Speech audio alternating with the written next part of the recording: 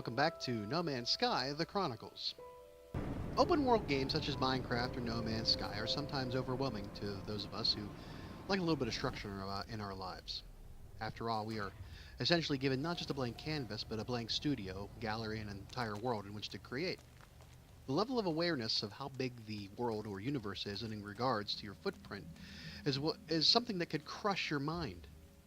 You start out at a spawn and immediately worry about survival, so you cobble together a shelter or hideout where it's safe until you can fully prepare yourself to venture beyond the safety of your immediate surroundings.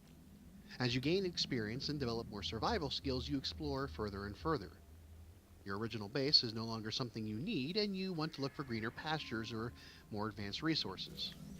You want to move somewhere that your level of involvement is now at the bottom of the scale, and you can work your way up to the master of the domain. Rinse and repeat. And especially in a game like No Man's Sky, you will shed resources a lot. You will throw away things that seem so important or valuable because you need more room for consumables to build and survive. It's the equivalent of people who survive a shipwreck on an island with a case of extremely expensive 100-euro scotch, and they use it for fuel because survival is more important than status or wealth. Many times, and I mean many times, I have come across worlds rich in valuable resources that I would love to plunder, only to jump in, grab a small, totally unrelated item, and then jump out. I may be tempted to grab a couple of high-quality items if they are close by, but usually inventory space doesn't allow for a very profitable haul. The game actually forces you to play slow. It sort of hamstrings your efforts, even though you may be capable of higher functions with items such as advanced mining lasers or hazmat gloves. And until you progress far enough into the game, you don't even have access to more storage on your person, at your base, or in a freighter. Probably the best option at this point is to acquire a bunch of starships, park them in your freighter, and then use their inventory space to hold multiple stacks of resources you need. You can always then jump back to them, pick up what you need, and then leave. But that causes another issue. Traveling. How many times have you gone somewhere, say in Skyrim or Minecraft or No Man's Sky, and not had what you needed for, or the inventory space to carry what you came for? Imagine it. You've landed your ship, walked over a mountain towards an item or a location, and then realized, I am missing something that I need, or I can't even carry this. So you have to hopefully have something you can drop, or you can spend an hour creating something to recharge your tools or your suit, and then scrapping the rest to make room. The simple walk becomes a 2-hour ordeal, and you don't have hours to play, well, then it can become frustrating and to make very small moves towards these goals.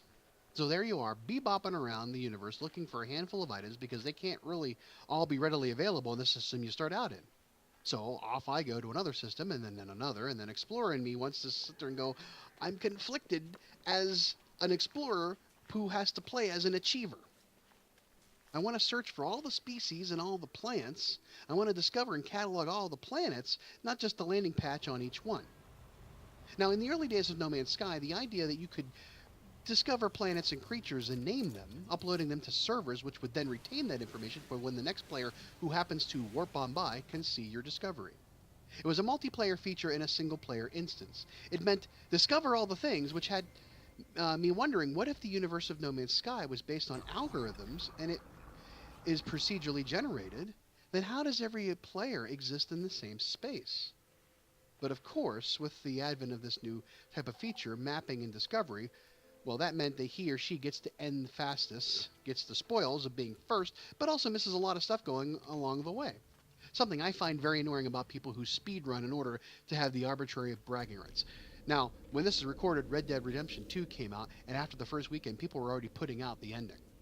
It's ridiculous, and I hate stuff like that. But I have learned to let go. I have learned that no system is a snowflake, and I mean that as unique, not the connotation we use today. But for as unique and detailed as each system and all their planets may be, the one thing I learned in No Man's Sky and Minecraft is that I can pick up, go somewhere else, and find exactly what I need, albeit maybe after a wasted day looking over new planets.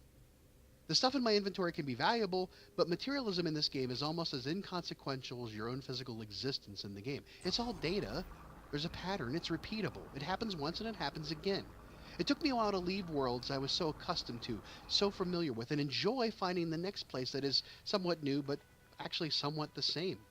At one point in my early travels, I gave up on the allure of trying to reach every destination, and was more worried about just the actual journey. I spent a lot of time just hanging out in the third system I had traveled to since starting the game. I hopped all over the place to max out my ship's inventory, I maxed out my weapon, and I maxed out my exosuit. I linked all the upgrades and everything was great, and then it all changed. And I was reset in a way. Suddenly all of the bragging rights and inventory and discoveries that they didn't matter. So now I am playing differently. No Man's Sky is meant to be enjoyed, experienced, not rushed to a conclusion. And unfortunately, you have competing in-game directives. Follow the path, but explore and build. So you move from place to place and you keep building, leaving remnants of your existence scattered about the universe, when in reality what I want to do is settle down and explore the area that holds so many possibilities. But I have to continually put that desire on hold due to a requirement that forces me to go somewhere else. There is no rooting yourself in the experience because the ability to do so requires you to leave your immediate area after searching countless systems and countless worlds for the perfect paradise to build and grow. I mean, your objective lies like somewhere else, like a princess in some other castle. The main issue became tracing back over my steps. After a few updates, my progress was all lost, planets were changed, bases were reverted or became missing. And for me, to travel back along my path to find previous worlds and systems became annoying. So luckily, the next update somewhat reconciles this quandary. I can explore any and every world. I can follow the path as long as and far as I need to, but along the way, I need to leave breadcrumbs in every system that is an essential component or seemingly perfect world. I place a base. Getting enough resources to plop down a wood shack and a portal isn't too hard. And as I move further and further along, it just means more names on the transporter list. I don't even have to put down a portal. At least I can... I mean, even if I don't put down a portal, at least I know I can get back to the space station and fly down to where that base is located, because it pops up on the HUD.